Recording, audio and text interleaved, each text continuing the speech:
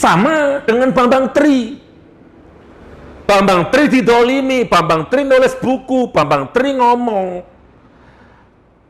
Ya, Bambang Tri bersitegang dengan penguasa gitu loh, dengan rezim. Maka muncul dua kelompok, ada yang percaya, ada yang enggak. Paham? Muncul dua kelompok, ada yang mendukung rezim, ada yang pro dengan Bambang. Yang dukung rezim, nyerang Bambang, Bambang gila, Bambang gendeng, Bambang teler, Bambang stres. Itu yang bela rezim. Rezimnya juga ikut-ikutan dolim, mentang-mentang punya duit, punya polisi, punya penguasa, tangkap Bambang Tri tanpa diobservasi. Bahkan polisi ngomong IQ-nya Bambang Tri itu dongkok, IQ-nya rendah. Loh, polisi kok bisa menganalisa IQ-nya orang?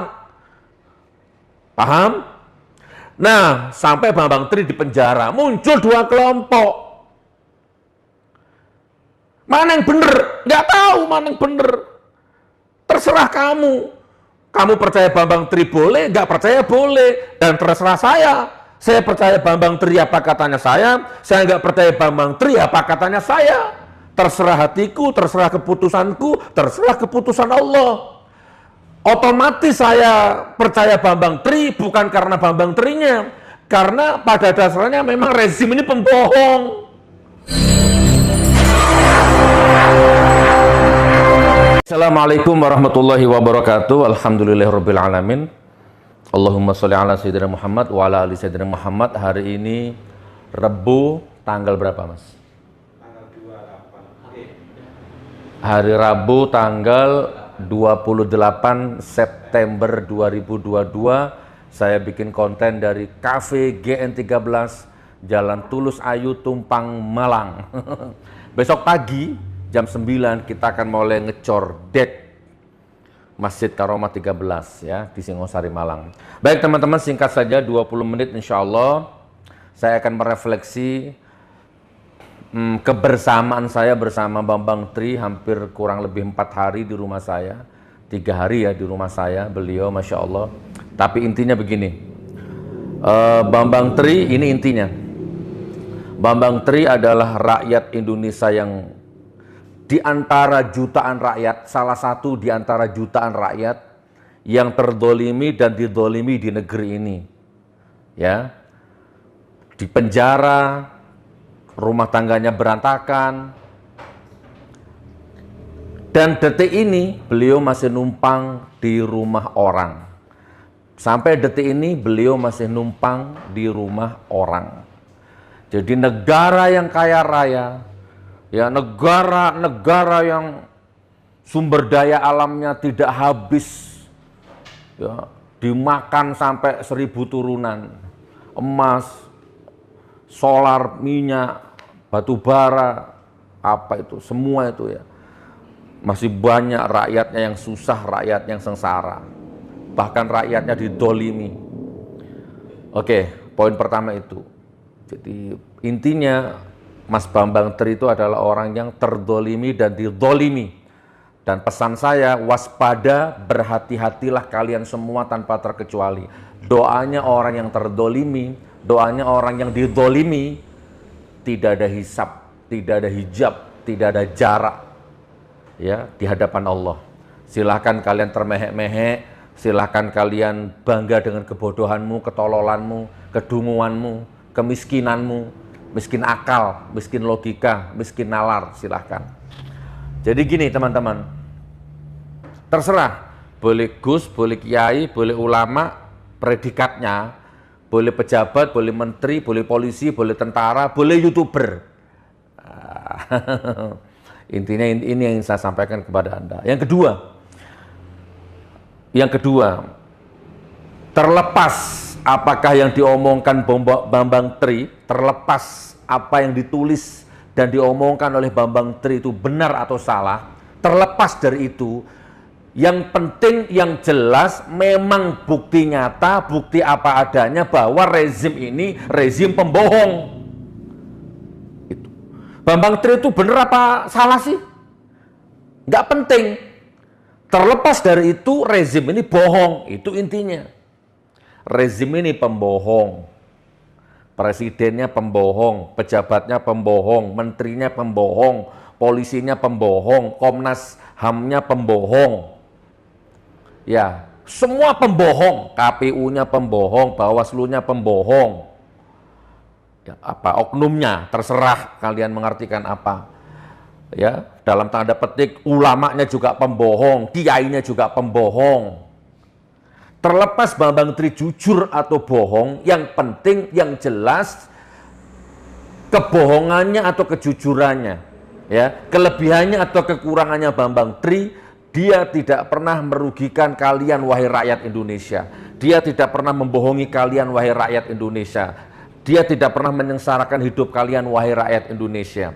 Nah, tapi kalau rezim ini, penguasa ini, tiada hari tanpa bohong, tiada hari tanpa sandiwara, tiada hari tanpa kemunafikan, tiada hari tanpa kelicikan, tiada hari tanpa menyengsarakan rakyatnya, tiada hari tanpa menyusahkan rakyatnya. Pasti itu lewat kebijakan-kebijakannya. Rakyatnya tambah miskin, pejabatnya tambah kaya. Itu intinya. Bener nggak Mas? Yang kaya makin kaya, yang miskin makin miskin. Yang kaya makin kaya, yang miskin makin miskin. Ya, oke, itu kedua. Nah, sekarang ketiga, bab mubahalah. Jadi setelah Bambang Tri mubahalah di kantor saya, pro kontra, walaupun banyak yang pro ya. Banyak yang ngirim-ngirim video ke saya, ya akun-akun lain yang mereupload ulang itu, bahkan dalam waktu 1 jam yang nonton sudah 76.000, 100.000 yang nonton itu, padahal baru 1 jam. Oke, ada yang dapat keberkahannya gitu kan. Nah, tapi juga banyak yang nyinyir. Nah, ini mau saya jelaskan ini. Banyak yang nyinyir ya, dikirim ke saya. Suginur goblok, Bambang Tri bodoh, Suginur tai, Bambang Tri tai, mubahalah tai, mubahalah goblok, mubahalah salah. Apa gitulah ya, istilahnya nyinyir-nyinyir begitu. Terus, ayo saya tantang mubahalah sama saya, berani apa enggak? Mubahalah kok sendirian, mubahalah itu yang berdua. Wah, gitulah kurang lebihnya ya, dengan kebodohannya. Oke, saya ingin singkat aja menanggapi yang ini. Jadi gini loh teman-teman. Pertama, coba Anda lihat pejabat, menteri, bupati, wali kota, gubernur, menteri atau presiden atau polisi atau siapapun. Coba Anda lihat, semua pejabat kalau dilantik ada Quran Mas di sini. Nah, coba. Semua pejabat kalau mau dilantik, termasuk presiden, cantik Al-Qurannya. Coba lihat di istana negara itu, semua pejabat yang mau dilantik, kenapa harus ada sumpah di atas Al-Quran coba? Ini kan ini bahasaku ya mubahalah ini. Kalau dulu zaman Rasulullah mubahalahnya berdua dengan kaum Najran ya, Nasrani Najran, masalah Nabi Musa waktu itu. Dengan pendeta-pendeta, rahib-rahib, dan mereka takut tidak berani mubahalah dengan Rasulullah kan. Nah, kenapa pejabat itu kalau mau dilantik disumpah coba? Ini kan mubahalah ini, mubahalah tunggal namanya, mubahalah single. Ya kan? Ini poin pertama. Saya bersumpah atas nama Tuhan yang Maha Esa, saya akan melakukan pekerjaan ini atau menjalankan amanah ini dengan sebaik-baiknya sesuai konstitusi, bla bla bla bla bla bla bla. Apa namanya itu? Itu namanya sumpah jabatan di bawah kitab suci Al-Quran. Ya, kalau bahasa saya yaitu mubahalah namanya. Mubahalah terhadap dirinya sendiri. Sebenarnya enggak juga. Kalau kita mau kembangkan pemahamannya, pejabat yang disumpah dengan Al-Quran, dia tidak mubahalah sendirian, tapi dia sedang bermubahalah dengan rakyat seluruh Indonesia. Cuman bedanya nggak ada rakyat di depannya.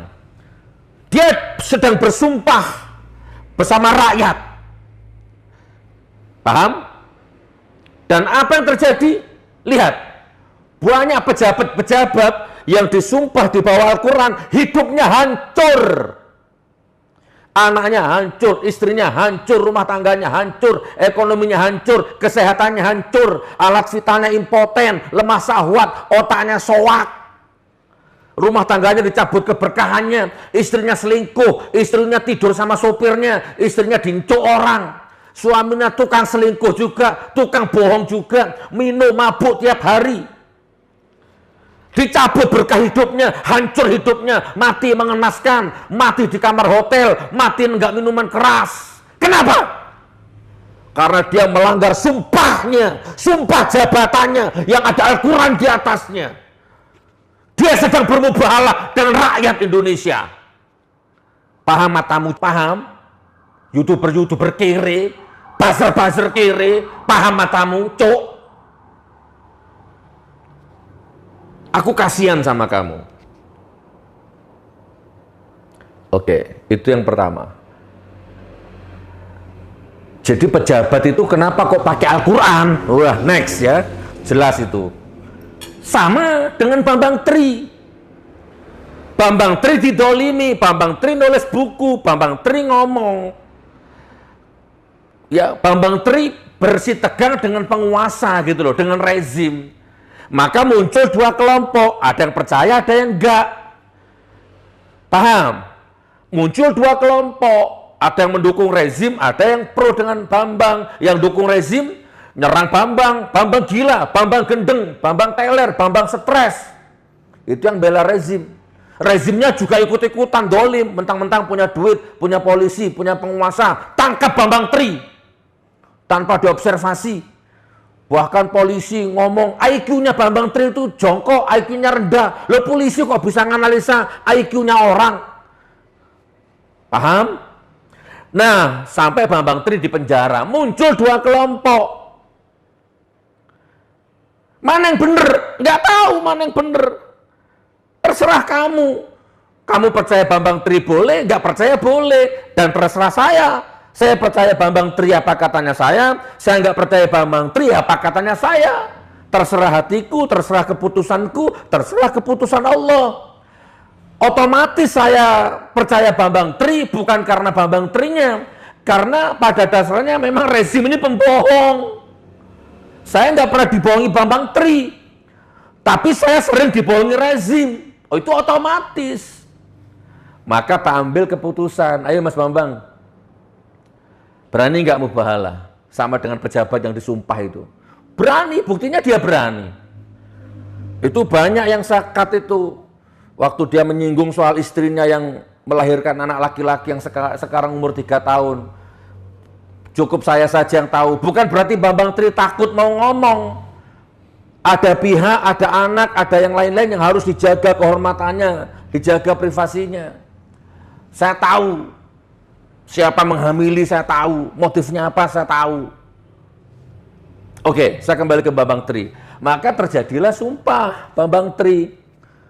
Ya Allah, kan begitu kan? Bambang Al-Quran itu yang di atasnya Bambang Tri itu Al-Quran. Ya Allah, kalau apa yang saya katakan ini baik, benar, jujur, apa adanya. Kan gitu kan? Kalau ternyata apa itu kemarin mubahalanya itu? Kalau ternyata apa yang saya tulis, apa yang saya omongkan itu ternyata salah, ternyata fitnah, hancurkan saya. Tapi kalau ternyata benar, hancurkan mereka. Kan begitu, itu Al-Quran. Lah tiba-tiba masih ada saja manusia-manusia berotak cebong. Manusia-manusia berotak kadal. Manusia-manusia goblok. YouTuber goblok. Udah miskin goblok. Bela rezim, nantang Bambang Tri. Jangan, itu Al-Quran, selesai. Kamu boleh nggak percaya Bambang Tri, tapi kamu itu Quran. Kalau kamu nggak percaya Bambang Tri, berarti kamu nggak percaya Quran. Kalau kamu nantang Bambang Tri, nggak usah di YouTube. Ayo mubahalah sama saya, mana Sugi Nur? Ayo tak moderasi, tak moderator ketemu Bambang Tri, mubahalah, berani nggak?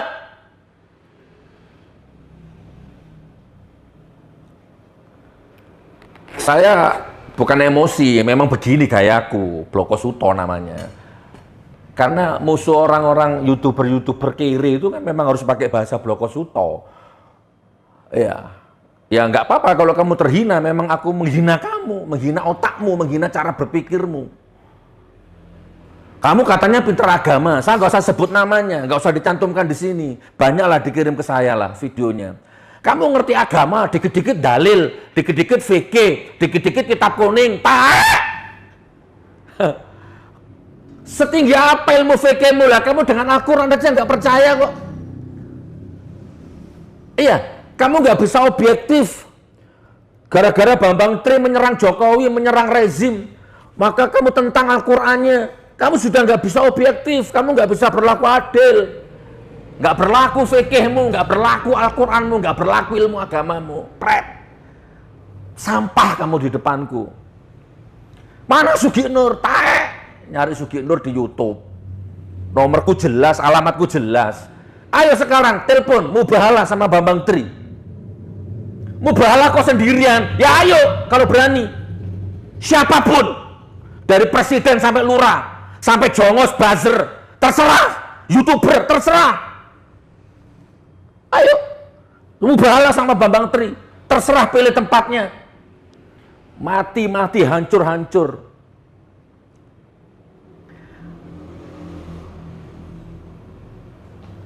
Jadi yang dihadapi Bambang Tri itu adalah kekuasaan, sistem. Yang dihadapi Bambang Tri itu adalah uang.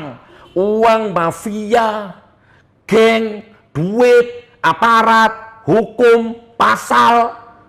Kekuasaan yang dihadapi Bambang Tri itu. Sementara Bambang Tri sendiri, nggak punya partai, nggak punya backing, nggak punya bodyguard, nggak punya apa-apa, rumah aja numpang sekarang. Maka wajar kalau Bambang Tri ngambil jalan pamungkas, saya yang ngajak, udah Bambang, tak bantu yuk, lepaskan semua beban hidupmu, lepaskan semua beban batinmu. Gimana kalau mubahalah aja lah di hadapan Allah? Kalau orang percaya, orang itu selamat. Kalau orang itu nggak percaya, biarkan orang itu celaka seiring dengan perjalanan waktu, berputarnya waktu. Begitu saya. Nah jadi gini teman-teman, mubahalah itu gampang rumusnya. Kemarin Bambang Tri mubahalah ya, kemarin kan, Anda nonton videonya. Oh, Bambang Tri mubahalah. Astagfirullahaladzim, ya Allah, aku percaya ya Allah. Bukan percaya sama Bambang Trinya, aku percaya sama Al-Qur'annya ya Allah. Jaga Bambang Tri kalau memang dia benar ya Allah, aku percaya. Aku tidak berani membantah. Karena yang di hadapan, di atas kepalanya Bambang Tri itu Al-Qur'an. Aku percaya Al-Qur'anmu ya Allah. Al-Fatihah. Kan begitu harusnya. Tapi kan ada orang yang mental jongos. Apa itu? Mubahalah apa? Tai. Mubahalah apa? Pret. Al-Quran itu bro. Katanya kamu anak pondok, keluar pondok, pinter kitab kuning. Siapapun.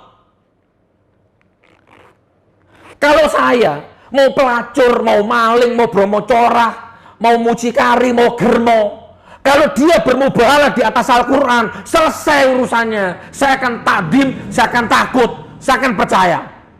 Karena kalau saya nggak percaya, saya rugi. Jadi kalau sudah Bambang Tri melakukan itu, kalau ternyata bohong, Bambang Tri akan hancur. Tapi kalau ternyata Bambang Tri benar, siap-siap kalian hancur. Wes ya, kayaknya cukup. Jadi sekarang gini teman-teman ya, aku tak closing statement. ngopi. Masya Allah. Jadi aku agak nada tinggi ya, bukan emosi, cuman ya beginilah karakternya, teatrikal. Jadi orang kalau lihat biar nggak ngantuk. Jadi kalau kamu lihat videoku kan nggak ngantuk itu, otakmu jadi encer gitu kan. Ini namanya blokosuto, belak-belakan. Jadi sekarang jangan banyak cocot gitu. Bambang Tri sudah melakukan mubahalah. Kalau kamu berani, ayo. Kalau kamu ngomong kok sendirian mubahalahnya, ya ayo. Ketemu di mana mubahalah berdua sama Bambang Tri. Nyocot aja. Pun ya, Bismillahirrahmanirrahim. Mudah-mudahan video ini bermanfaat. Ini adalah refleksiku terhadap Bambang Tri. Jadi insya Allah doakan.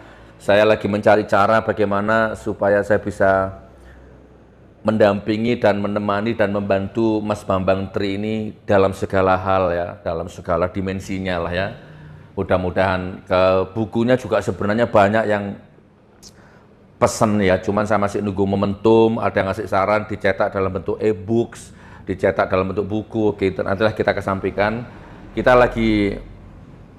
lagi menyusun konsep yang jauh lebih dahsyat dari yang kemarin gitu loh. Ini semata-mata kami persembahkan untuk rakyat Indonesia.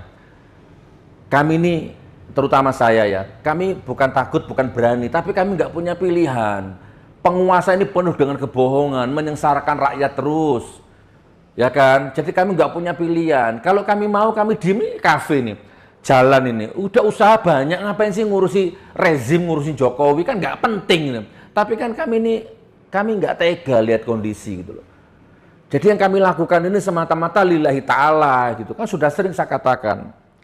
Jadi kalau kamu jadi jongos itu ya wis nggak apa-apa, jongos saja kok bangga kalian. Wes, mudah-mudahan manfaat sepurane. Salah luput jalur sepuro. Kalau ada kata-kata yang kasar ya. Seduluran bro ya, seduluran. Salam Bloko Suto. Assalamualaikum warahmatullahi wabarakatuh.